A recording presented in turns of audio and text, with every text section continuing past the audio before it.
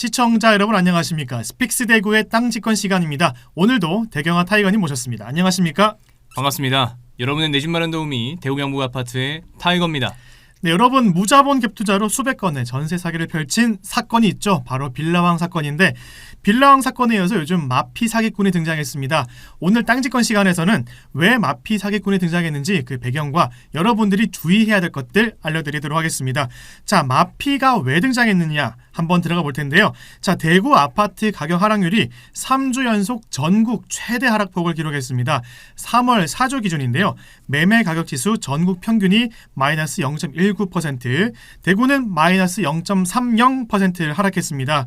지금 3월 2주부터 대구 아파트 매매 가격 지수가 전국 1위로 가장 하락폭이 큰 상태인데 하락세가 미분양 관리 지역인 남구, 중구 위주로 지수 하락세가 눈에 띄고 있는 상황입니다.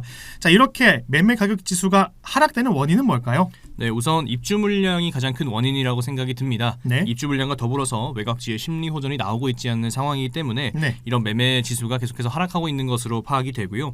중심지의 가격이 아무래도 조금 더 매력이 있어지는 상황이기 때문에 외곽 입지를 조금 더 싸게 팔더라도 웃돈 조금 주고 중심지로 들어오고자 하는 심리가 계속해서 발생하고 있는 것으로 보여집니다. 그러니까 지금 부도심보다 좀 더 이렇게 중요한 도심으로 옮겨지는 상황이라고 볼 수 있는 것 같은데 이제 그만큼 도심도 아파트 가격 자체가 굉장히 내려갔다 이런 게 담긴 그런 지수다라고 설명해 주셨고 그런데 이제 가격이 내려가다 보니까 이제 아파트 구매를 주택 구매를 조금 생각하셨던 분들이 이제 주머니를 열어서 직접 투자에 나서는 것 같아요.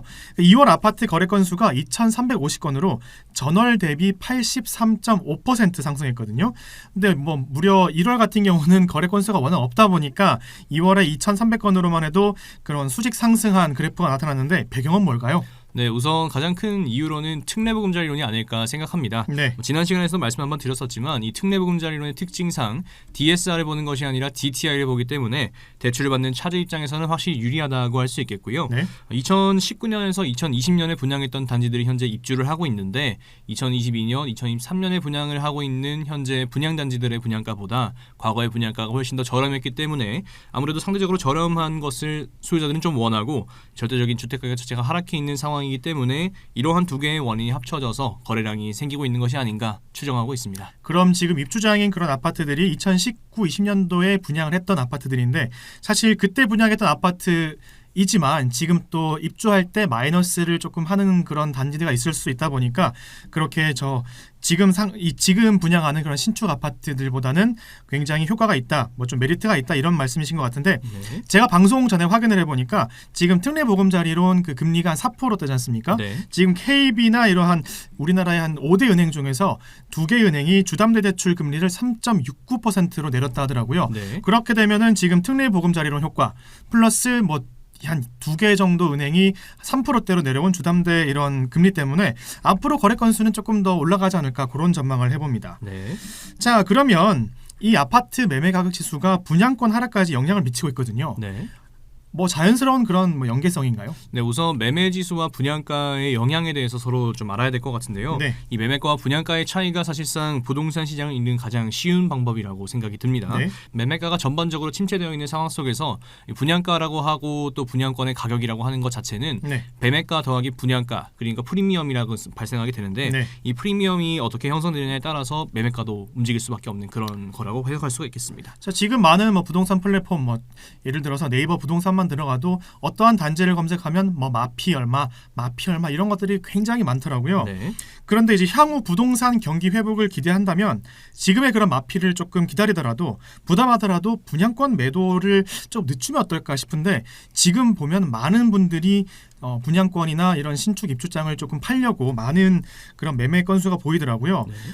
이분들이 조금만 기다리면 경기 회복할 텐데 이런 기대감을 갖고 기다리면 될 텐데 지금 이렇게 매도하려는 심리는 뭘까요? 우선 잔금을 치러야 되는 입주 지정일이 가까워졌기 때문에 그렇습니다. 네. 이 잔금을 치를 때 당초의 계획은 무엇이었을까 예측을 해본다면 네. 일단 2019년, 2020년 당시에는 부동산이 상승장이었고 이 전세 가격도 상당히 양호한 상황이었는데 현재는 입주 물량이 겹치다 보니까 이 전세가가 급격하게 하락해 있는 상황입니다. 네. 신축의 전세가율이 대략 60% 수준이니까 바꿔 말하면 40%는 내 현금을 부담해야 된다는 상황인데 네. 이게 상당히 좀 부담스럽게 느껴질 수가 있겠죠. 네. 아무래도 분양권의 잔금을 치를 수 없는 분들이 늘어나고 있는 것으로 해석이 좀 되고요. 네. 하락기를 경험해보지 못한 사람들이 상승기에 좀 공부를 해보지 못한 상황에서 무작정 투자를 하다 보니까 네. 이러한 대비를 할 수 없는 경우가 발생하고 있다라고 생각이 듭니다. 우리가 인플레이션에 의해서 집값이 장기적으로 우상향한다는 전제가 있다는 건 아실 텐데요. 네. 현재 전세가 하락으로 따른 대응책이 수립되지 않은 채 장을 맞이했기 때문이 아닐까. 그래서 마피로 던질 수밖에 없는 그런 상황이 연출되고 있다 생각이 듭니다. 지금 입주를 하는 신규 단지가 굉장히 많은 편에 속할 것 같은데 그러기 때문에 지금 입주 물량이 3월에도 한 4천 가구, 4월에도 한 3천 가구 이런 정도로 굉장히 많습니다. 그런데 지금 대경아님께서는 부동산 관련된 데이터가 많다 보니까 전세가율 말씀하셨는데 지금 대구와 수도권 또는 서울과 비교했을 때 지금 대구의 전세가율이 많이 낮은 편인가요? 많이 낮은 상황이죠. 그리고 서울 같은 경우에는 이제 슬슬 전세 가격이 내려오고 있는 상황인데 네. 이미 대구는 60%대로 내려온 지가 꽤 시간이 흘렀습니다. 좋기 4개월 정도 흘렀으니까 네. 오랜 시간 정체가 좀 지속되고 있다라고 해석이 됩니다. 그러면 지금 일단 잔금을 치를 수 없어서 이런 매도하는 분들이 많다고 말씀하셨는데 어떻게 보면은 지금 좀 금융권에 도움받아서 조금 금리를 부담하더라도 좀 기다렸다가 팔면은 조금 더 이득을 가질 수 있을 텐데 이것조차 지금 조금 위험성이나 부담이 있기 때문에 매도를 하는 걸로 보면 될까요? 네, 아무래도 이제 입주 지정 기간이 지나고 났을 때 네. 계약 해지의 사유가 발생한다거나 또 연체 이자들이 발생할 수 있는 상황이 생기거든요. 네. 이 경우에는 개인의 신용에 상당한 문제가 생기기 때문에 그것들을 대비하기 위해서라도 마피에 던지려는 심리가 계속해서 번지고 있다 보여집니다. 네, 오늘 땅지권에서 대경아님과 함께 마피 거래와 관련된 이런 소식 전해드리고 있는데 이 마피와 관련된 앞서 말씀드린 빌라왕에 이은 마피 사기꾼들이 등장해서 제가 사례들을 조금 소개해드릴까 합니다. 지금 언론에 보도된 마피 사기 거래가 좀 한두 건이 아닌데 지금 대구 전역의 아파트들이 모두 분양권이 마이너스 P가 붙은 상태에서 거래가 되다 보니까 이것을 활용한 나쁜 놈들이 지금 마피 사기꾼 등장해서 그런 거래를 하고 있습니다. 자, 첫 번째 사례인데요. 그 대구의 한 아파트 분양권을 6,500만 원에 팔았습니다. 이 마피 금액까지는 정확하게 얼마인지는 모르겠지만 이 마피를 붙여서 팔려고 했던 분이 매수자에게 현금을 줬습니다. 현금을 줬는데 마피를 제외한 금을 현금으로 줬겠죠. 근데 그 현금을 받고 매도자가 잠수를 타버렸습니다. 이렇게 지금 연락을 끊어버린 수법에 당한 게 있고요. 두 번째 사례 같은 경우는 그 달서구에서 발생한 일인데 그 매도인 A씨가 분양가 5억의 아파트를 계약을 했고요. 이 계약금과 중도금을 내고 있는 중에 이 지금 부동산 시장이 좋지 않다 해서 마이너스 P 7천만 원을 적용해서 분양권을 내놓았습니다. 그런데 어떤 매수자가 연락이 옵니다. 제가 마피 5천에 사겠습니다. 횡재네요. 예, 그렇기 때문에 이 매도인분은 이 조건 좋게 판매할 수 있으면 좋으니까 그러면 계약하겠다, 진행하겠다라고 했는데 이 매수자가 본인 자금 유동성 때문에 현금 2천만 원만 주면 제가 바로 사겠습니다 해서 매도자가 2천만 원을 현금으로 건넸습니다. 그 결과 어떻게 됐을까요? 숨어버렸겠죠. 네, 연락이 없습니다. 네. 앞선 사례 두 가지의 공통점이 있죠. 네, 어떤 공통점이 건가요? 있죠. 우선 분양가에 형성되는 영소 중에서 우리가 이 계약금이 10% 정도 형성이 된다라는 부분이 있습니다. 네. 분양가가 5억 원이면 계약금 10%가 이미 납부가 되어 있는 상황일 거고 네. 5천만 원 정도라고 해볼게요. 네. 근데 이제 이런 사례들의 공통점은 무엇이냐면 계약금 10%보다 훨씬 더 넘어서는 마이너스 P가 발생했다는 겁니다. 네. 5천의 분양가인데 이제 마피는 7천만 원 붙어 있는 그런 상황이 발생하는 거고요. 이 계약금 10%보다 많은 마피가 발생한 게 공통적인 요소라고 볼 수 있겠고 네. 이렇게까지 되는 것은 사실 매도를 하려고 하는 사람이 심리가 많이 무너져 있는 상황이고 도무지 이제 대처를 할 수 없는 그런 상황이기 때문에 그 심리를 좀 악용해서 파고들려고 하는 게 아닌가 하는 생각을 해봅니다. 이분 같은 경우는 현금 2천만 원 준 거를 넘어서 계약금 낸 거 5천만 원까지 어떻게 보면 총 그 피해 금액이 들어가다 보니까 진짜 말씀하신 대로 심리가 무너진, 어떻게든 빨리 손해를 보지 않고 팔려고 했다가 오히려 된통 더 심하게 당한 그런 경우인 것 같은데 네. 지금 매도인과 매수인 간의 이런 사기 유형도 있고요. 또 하나의 그 바지 계약자를 이용한 사기 유형이 있다 하더라고요. 어떤 형식이냐? 그 바지 계약자, 예를 들어서 좀 형편이 힘든 뭐 노숙자나 신용 불량자 이런 분들을 이용한 사기인데 그 향후 전세 세입자를 구한 뒤에 뭐 수억 원 보증금까지 챙기는 아주 억대의 사기까지 벌인다 하더라고요. 이런 거 어떻게 봐야 될까요? 네, 우선 작정하고 사기를 치려고 하는 세력이 있다는 것 자체가 굉장히 좀 화가 나는 상황이라고 네. 생각이 들고요. 이 우리가 매매의 주체들을 생각해 보면 매도자, 매수자, 중개사, 그리고 시행사와 시공사 그리고 은행들이 속하게 될 겁니다. 네. 사실은 현재로서는 공인중개사의 역할이 좀 증대되고 있는 상황이라고 생각이 들고요. 네. 우선은 뭐 매수자 입장에 서 있는 공인중개사든 매도자 입장에 서 있는 공인중개사든 이러한 서류 부분이나 네. 그리고 차주들의 신용 상태에 대해서 잘 파악해줄 필요가 있다라고 생각이 듭니다.